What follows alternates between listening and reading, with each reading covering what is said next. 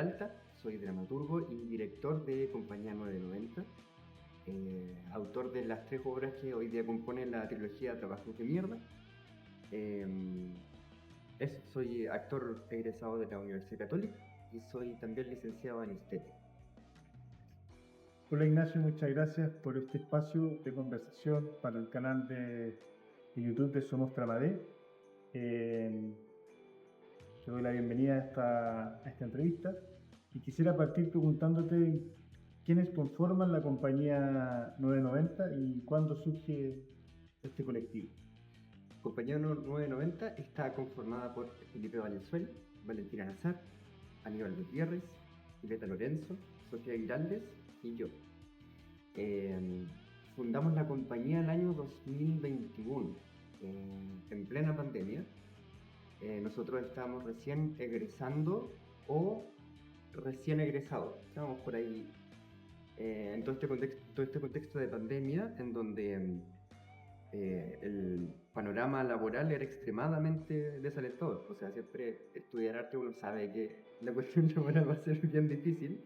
Eso lo teníamos claro desde el día 1, pero ya cuando cayó una pandemia y los teatros estaban cerrados y no había posibilidad de trabajo y los trabajos que se producían dejaban harto que desear en términos de calidad por una cuestión de que el panorama no acompañaba a nadie, se volvió muy desalentador. Y en ese desaliento decidimos juntarnos como amigos. Yo tenía un primer borrador de algunas ideas que había escrito y que hablaban justamente de esa sensación del encierro, de la ansiedad, de la angustia, de la imprevisibilidad del futuro, de todas esas angustias que en el fondo estaban en primer plano en plena pandemia.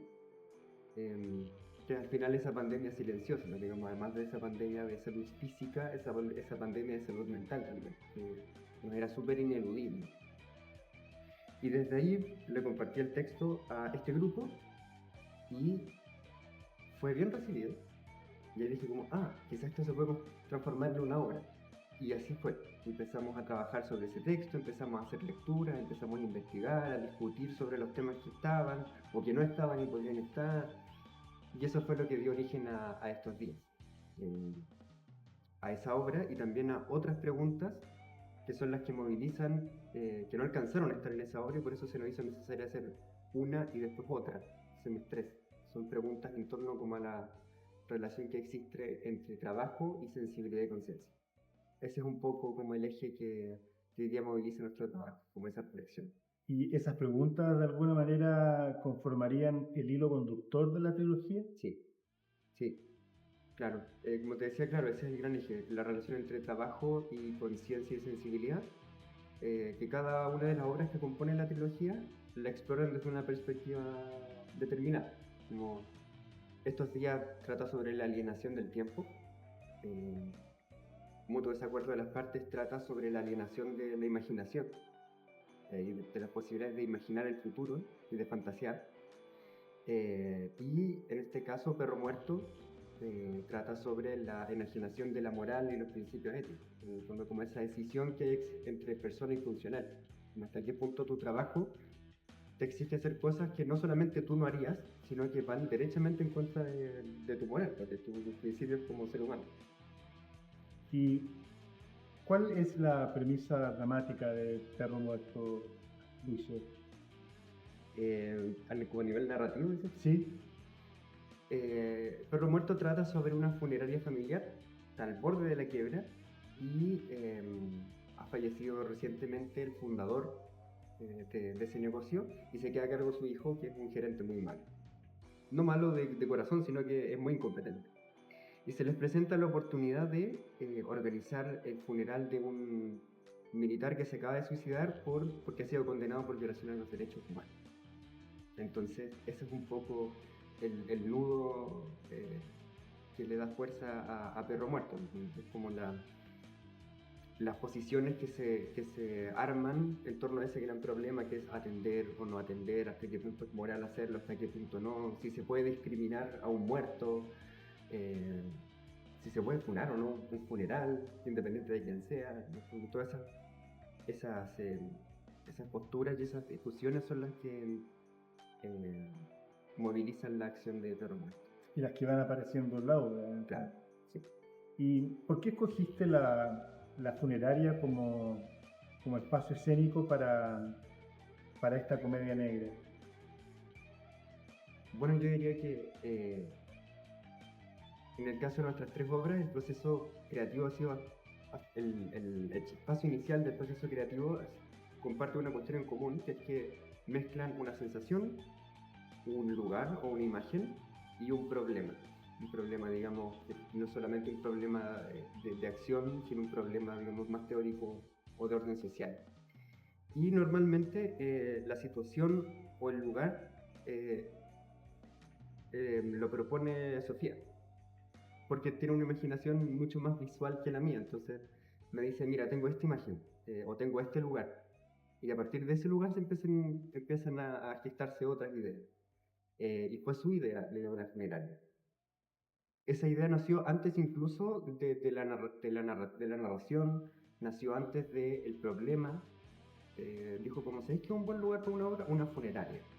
Entonces empecé a escribir ciertos bosquejos pensando en el ambiente de una funeraria, el tono, el humor medio mórbido que puede dar pie a escribir una comedia en una funeraria, la relación cotidiana con la muerte, el silencio.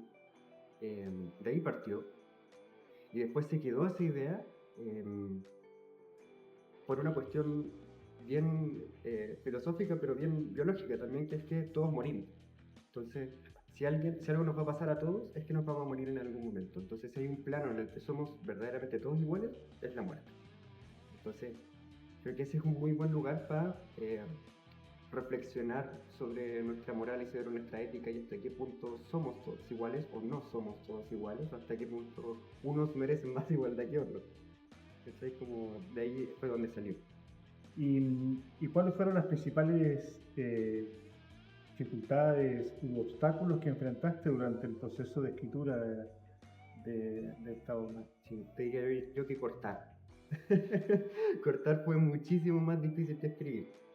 Escribir, de hecho, no fue tan difícil, fue súper gozoso. Lo hice muy bien y la mayor parte se dio bastante fácil. Cortar diría yo que fue muy difícil. La hora hoy día es larga. La hora hoy día dura 1 hora 40, por ahí un poquito más. Pero era mucho más larga.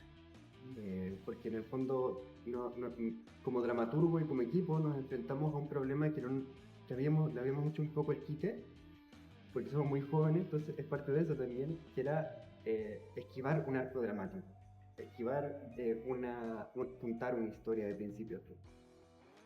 Y en este caso, decidimos tomarlo, decimos, ya, contemos una historia. ¿Para qué le vamos a hacer más el quite? Ya contemos una historia. Y técnicamente eso es bien exigente, porque te exige un principio de economía y de precisión muy, muy, muy alto. Entonces quería decir que cortar fue mucho más difícil que escribir. Cómo contar una historia sin que tenga demasiados vacíos, pero tampoco decir más de la cuenta. Como que el público igual es mucho más inteligente de lo que uno a veces piensa, entonces como que también llega de un punto a otro bien fácil. Necesitáis trazarle la línea, como que sabe, uno logra inferir. Entonces yo diría que eso fue bien difícil. Y también, como toca un tema que es bien complejo y es bien delicado, hacerlo ya no era una cuestión solamente técnica de que la dramaturgia funcione, sino de que las ideas que están puestas ahí sean responsables y defiendan lo que queremos que se defienda, porque también hacemos el ejercicio de defender posturas con las que no estamos de acuerdo, pero que algo de razón igual tienen, por algo hay gente que las piensa. Entonces, hasta qué punto defendemos o hasta qué punto exponemos eso sin violentar a nadie, exponiéndole esas mismas contradicciones, pero tampoco sobre debilitando ese argumento. Y diría que esos fueron los principales desafíos. ¿Y qué privilegiaste al momento de editar y de fortalecer lo que me acabas de comentar? Yo diría como, lo llamábamos en ese momento de edición como cortar la grasa. Todo lo que fuera grasa se va. Se tiene que quedar la carne y sobre todo el hueso. El hueso no se puede ir, la grasa se va sí o sí, la carne se tiene que sostener. La carne es sacrificable, pero se tiene que sostener. Entonces yo diría todos esos momentos que en la obra hay varios arcos. Ujú. Cada personaje tiene su propio arco respecto a ese conflicto central que es atender o no atender a este militar. Entonces, los huesos, diría yo, serían como presentar cada uno de esos arcos, ver cómo cambian y ver en qué terminan. Como tienen que suceder esas tres cosas. Entre medio hay harta poesía y la idea, yo también era bien reticente como a sacarla derechamente, entonces también fue un ejercicio muy de cortarlo. ¿Cachai? Como este verso está bueno, pero no está notable, chao. ¿Cachai? Este verso está muy bueno, pero no está excelente, ya, chao. Como, eso diría yo que era como un poco la forma. Y también, bueno, creo yo que es fundamental mantener contentos los actores también. Habían textos que no, yo diría como, puta, este texto no es tan importante, pero al actor le encantaba o a la actriz le encantaba. Ya bueno, dijimos, es una frase más, tampoco es que la obra ya es larga. Partimos de esa premisa, la obra ya es larga, hagamos que no sea insufrible, pero tampoco, también si le sacamos todo nos va a quedar una obra que es piola larga, pero es fondo. Entonces, negociar ahí entre síntesis y, y entretención y poesía, creo yo que esa era un poco la fórmula. ¿Y qué aspectos privilegiaron con Sofía Galdes para la puesta en escena y la propuesta de dirección de la obra y abordarlo con el equipo de trabajo, Sí. con el elenco? Bueno, diría yo que una de las cosas es el ritmo, como la musicalidad de la escena. En cierto punto nos hemos propuesto que nuestras obras tienen que funcionar como si fueran un musical en el que nadie canta. Entonces yo diría que el ritmo es fundamental a la hora de ir dirigiendo y ir descubriendo las escenas. El ritmo también es una cuestión que está un poco propuesta desde el texto ya, como el uso de los puntos, de las comas, de cuántas sílabas hay puestas en cada frase, por muy que sea prosa, está súper calculado. Yo diría que lo que está más calculado serían las chuchadas, los garabatos están así, pero muy, muy calculados. Entonces eso, el ritmo y el humor también, y yo creo que van muy de la mano. Y en este caso, bueno, yo dirigí la mayor parte como de lo dramático de las actuaciones y Sofía dirigió la mayor parte de lo corporal, de los trayectos, las composiciones, las acciones. Entonces fue un trabajo que hicimos súper en tiempo récord. Como mientras uno se fijaba en una cosa, el otro se fijaba en la otra cosa, entonces como que teníamos 4 ojos mirando. Entonces eso era fue un proceso bien intenso y bien, ¿cómo se dice? Bien proactivo, como que dirigimos mucho en tiempo récord, entonces estábamos muy asustados también porque teníamos un esqueleto súper claro de el mono de la obra, le decíamos, y dijimos ya, esta obra se va a empezar a habitar cuando lleguemos al teatro. Y muy para nuestra fortuna así fue. Como que tenemos la fortuna de contar con un elenco que es muy talentoso, entonces confiaron ciegamente en este mono, aunque les quedara muy extraño o muy incómodo, confiando en que cuando llegáramos al teatro ya ahí empezaba el oficio del actor. Entonces yo también aprovecho de agradecerle mucho al elenco por confiar en eso y de aguantarse, decir como que entreguémonos al mono y después empezamos a actuar. Creo que lo han hecho muy bien. De hecho, yo les decía en la primera pasada que vi una obra que yo nunca había visto en el cine. Eso me alegró mucho. ¿Cuánto tiempo tomó el periodo de ensayo y trabajo en equipo con el elenco? Diría yo, fue un proceso bien extraño, porque duró un poco más de un año y un par de meses, diría yo, y de montaje, lo que es montaje como tal, 2 meses, quizá incluso un poquito menos, lo cual es bastante poco. Lo que sí hicimos muy en conjunto es los avances de dramaturgia, ir conversando esos temas. Por muy que yo sea el dramaturgo, siempre está en constante revisión y en constante discusión. Lo que nos importa de la dramaturgia en el fondo es que logre sentar las ideas, logre sentar los argumentos y que eso quede muy claramente perfilado. De hecho, no escribo personajes, escribo como argumentos. Los personajes ya son absolutamente cuestión del actor o de la actriz que lo interpreta. Los personajes no tienen un adjetivo. Este personaje es tímido, este personaje es iracundo, no sé, no los pienso así, los pienso como voces y argumentos que hay que defender. eso ya es competencia del actor, darle carne a ese argumento. Ahora, ese proceso de empezar a darle carne empieza ya desde la lectura. Los actores ya, por muy que estemos sentados en una mesa leyendo, ya empiezan a proponer cosas de cómo se habla, del ritmo que tienen, ciertas tallitas también. Entonces sí, el proceso entero duró un poco más de un año y el montaje como tal, ya parado con texto aprendido, duró poco menos, incluso de 2 meses. ¿Y ustedes trabajaron con alguna premisa directorial que le propusieron al elenco, Concepción? Sí, eran varias. Una, por ejemplo, fue, esto es revelar un secreto, pero no todo el secreto, que era que, a propósito de cómo la obra trata sobre un montón de secretos familiares y cosas que no se hablan, que cada uno de los actores armara algún secreto sobre su personaje. Que yo hasta el día no sé cuál es, no sé cuál es. De hecho, ni siquiera sé si lo hicieron. Y no me importa. Pero sí, esa fue una de las primeras premisas. Necesito que ustedes armen un secreto de su rol en esta obra. Esa fue una. La otra fue, que también es una continuación de lo que venimos haciendo en la obra anteriores, que es secar al máximo al principio. Actuar de menos más que actuar de más. Respetar las palabras, más que respetar incluso las palabras, respetar la idea. Respetar las ideas que respetar las acciones. Y una vez que ya eso está claro, las ideas y las acciones de cada personaje, ya podemos en el fondo jugarlas un poquito más. Y es donde viene ya el juego del actor, el juego de la actriz, incluso del comediante, dado que es una comedia. Pero creemos que primero tiene que sostenerse ese esqueleto ideológico. Eso diría yo. Y también que uno como actor muchas veces se siente tentado, sobre todo cuando es una comedia, a actuar el chiste. Y el chiste no es chistoso cuando el comediante encuentra que es chistoso. El comediante, su acción es entregar el chiste. Es solo entregarlo. Entonces, de la forma, en este caso lo proponemos de la forma más impersonal posible. Y eso hace muchas veces que sea más chistoso. Es más difícil llegar. Te exige muchos más ensayos y errores, pero cuando funciona, es muy bueno. Entonces, esa es una de las premisas, diría yo.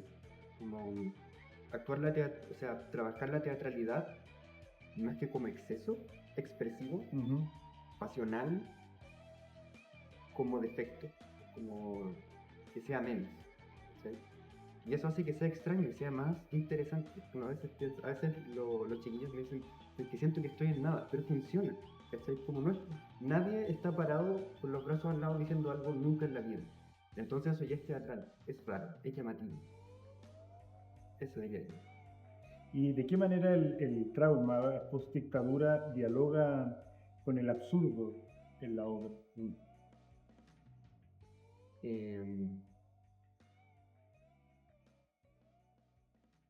Yo diría que hay una premisa que un poco se la rodea a Verónica Stay, que es una académica franco-chilena mexicana, hija de padres exiliados, y es sobrina de Fanta Stay. Entonces ella desarrolla muy claramente y muy situadamente la cuestión de la posmemoria. Y ella acuñó una frase que la noté en mi cuaderno más de alguna vez, que es que la posmemoria es aquella memoria que nosotros no vivimos, pero cuyos efectos nos habitan. Entonces, por eso también te decía como esta cuestión de los secretos. Yo no tengo que saber cuál es tu secreto, pero algo va a aparecer, confío en que algo va a aparecer. Y esa es un poco la forma en cómo nuestra generación se relaciona con el trauma de la dictadura, que no necesitáis tenerlo desarrollado o incluso politizado para que el trauma de tu familia se materialice en ti. Suena un poco metafísico, pero en realidad es bastante claro cuando uno le pregunta a alguien, de mi generación sobre todo, ¿qué piensan tus papás sobre la dictadura? Siempre hay algo incómodo. Siempre hay algo incómodo, para un lado o para otro. Siempre hay algo incómodo, medio difícil de decir, como sí, bueno, mi mamá piensa esto, como igual, como que hay algo raro, que diría yo que ese es el lugar desde el cual intentamos articular la narrativa de Perro Muerto, como ese lugar ambiguo en que ninguno de los personajes tiene más allá del de la hija del general, yo diría que es el discurso más racionalizado, ninguno tiene un discurso demasiado politizado. Es quizá más moral, más que político como tal. Que de nuevo es una forma muy de nuestra generación de relacionarse con eso. Desde luego, en mi generación hay gente más politizada, pero sobre todo las generaciones que son menores que nosotros, me ha sorprendido mucho ver una distancia muy notoria respecto de la politización de la dictadura. Como que la dictadura fue una cuestión horrible, pero no está tan politizada. Obviamente sabemos que fue una dictadura de derecha y que persiguieron a los de izquierda, pero mucho más que eso no sé si veo una restricción. Y también el hecho de que nosotros hayamos querido hacer una comedia negra al respecto tiene mucho que ver con eso. Yo creo que gran parte de la despolitización de este problema tiene que ver con que la narrativa es buenos contra malos. Y es harto más complejo que eso. Como hay posiciones que son harto más incómodas que eso. Por ejemplo, el MIR era un movimiento armado, era un movimiento revolucionario. O sea, estaban en pie de guerra. Cuando los empezaron a matar, ellos estaban en pie de guerra. Eran enemigos subversivos, ¿cachai? Eso es cierto. Ahora, podemos repudiarlo moralmente todo lo que queramos, pero la guerra era la Guerra Fría, ¿cachai? Como que es un paradigma que para nosotros es muy difícil de entender. Entonces, creo que no es tan fácil como trasvasijar si hoy día Pinochet existiera. No, es que hoy día no existiría un Pinochet, como tampoco existiría un Allende, como tampoco existiría un Miguel Enríquez. Estamos en otro momento histórico que no nos quita que podemos ser víctimas del horror de nuevo, absolutamente, pero va a ser distinto. Ojalá que no sea, pero si lo es, sería muy distinto.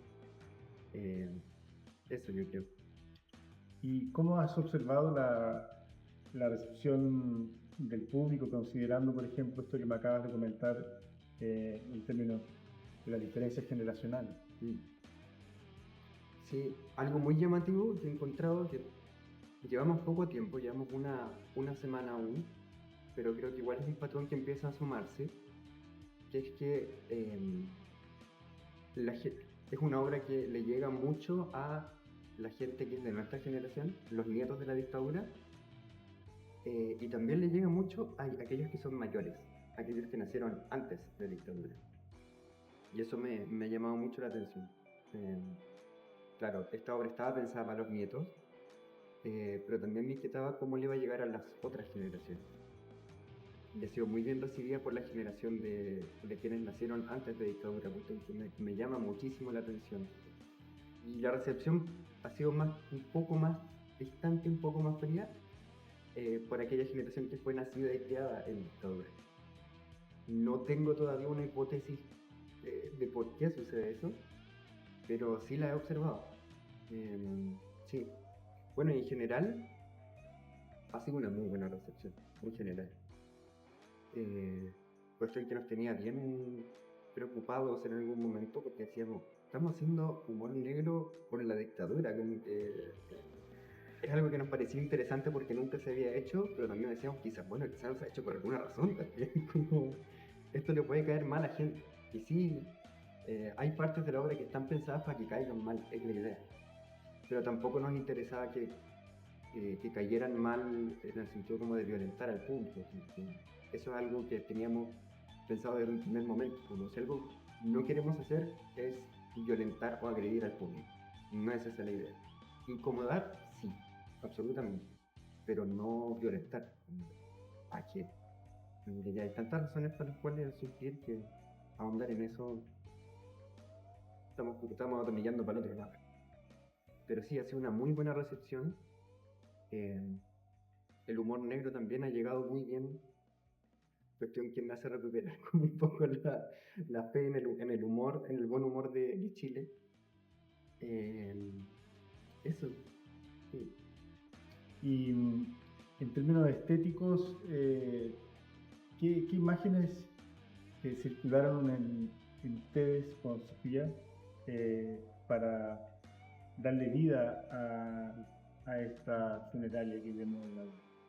Sí, bueno, el diseño, cabe decirlo, está realizado por Matías González. Eh, y claro, eso fue conversado entre él, Sofía y yo. En un primer momento nosotros le entregamos el texto y no quisimos decirle mucho más para que él desplegara su imaginación, pero logramos converger en muchos puntos. Eh, Uno de esos puntos fue que él se imaginaba y nosotros también nos imaginamos, y esto fue una sorpresa muy agradable, se imaginaba una cuestión media Roy Anderson, media eh, fría, media seca, media muy nórdica. Sí, bueno, y esa fue una de las claves también para pensar la escena. Entonces también por eso fue tan lindo que el Mati también tuviera esa sensibilidad de que llegara como a esa misma imagen. De hecho, gran parte de los referentes que trabajamos mientras estábamos montando eran justamente Roy Anderson, Jackie Kaurismäki. Era nuestra idea como de, a raíz de esto que te decía, como de teatralizar por defecto más que por exceso, eh, como trabajar ese humor seco, incómodo, que nos parecía, a pesar de que son muy nórdicos, parecía muy chileno igual. Como los chilenos igual somos personas tímidas, apocadas, ciertamente no somos nórdicos. Entonces también nuestra búsqueda tiene que ver con eh, ver cuánto de eso nos hace sentido como chilenos. Y el resultado es muy distinto a Kikuris Mack y es muy distinto a Roy Anderson, pero sin esas referentes creo que no habríamos llegado a esto. Raúl Ruiz también es un súper referente para nosotros, en términos como de lo raro, de lo extraño, de lo incómodo. Y también una cuestión media, no diría costumbrista, pero sí media folk, como en el hablar, en ciertos gestos. Creo que tenemos la fortuna de contar con un elenco que tiene muy buen oído y tiene muy buen ojo a la chilenidad. Es una cuestión que nos interesa mucho. Insisto, sin ser costumbristas ni folclóricos, nos interesa mucho a partir de las maneras como capturar cierta idiosincrasia nacional. Y eso les ha permitido, por ejemplo, profundizar en aspectos que tienen que ver con la musicalidad. Sí, sí, totalmente. Totalmente. Creo que una cuestión muy importante tiene que ver con, insisto, la chuchada. Como la chuchada es una pieza del pensamiento. Igual pienso con garabato, que puedo estar pensando una cuestión muy abstracta, qué sé yo, pero entre medio siempre hay un garabato. Y eso no me parece menor. Creo que no se puede soslayar. Son partes del pensamiento, son partes de cómo hablamos, que no tienen por qué, digamos, ser... Tienen mala fama los garabatos. Y tienen mala fama, lo entiendo, porque también ha habido como un abuso del garabato en que el garabato se vuelve una muletilla. Pero para mí el garabato es una pieza poética, como que tienen una sonoridad muy rica. Hay muchos garabatos que suenan muy bien y que comunican mucho por cómo suenan. Claro. Entonces sí, yo creo que gran parte como esa reflexión con la chilenidad tiene que ver con esa capa también vulgar en términos más directos, como tirar una chucha, y en términos también más de doble sentido, más de vulgaridades como subrepticias, que de nuevo es muy chileno, como ser muy vulgar, pero que no se note. Sí. Y para ir finalizando, Ignacio, me gustaría que me contaras cuáles son los próximos proyectos de la compañía. Sí. Bueno, estamos en plena temporada de Fondar, así que hay un cuarto proyecto gestándose también, una obra original. También tenemos un proyecto ahí con el Teatro Ictus de aquí a octubre, del cual no puedo revelar más información, pero las invito a estar muy atentos a eso. Y en diciembre también volvemos a tener funciones con Perro Muerto, para las personas que por A, B o C motivo no han podido venir a esta temporada o que quisieran repetirse 6 meses después, a ver cómo ha cambiado. En Teatro Ictus también. En Teatro Ictus. Sí, en diciembre. Bien. Sí. Excelente. Muchas gracias, Ignacio, por tu tiempo para esta entrevista y conversación que hemos tenido para el canal de YouTube de Somos Tramatec. Muchas gracias a ti, fue un placer. Igualmente.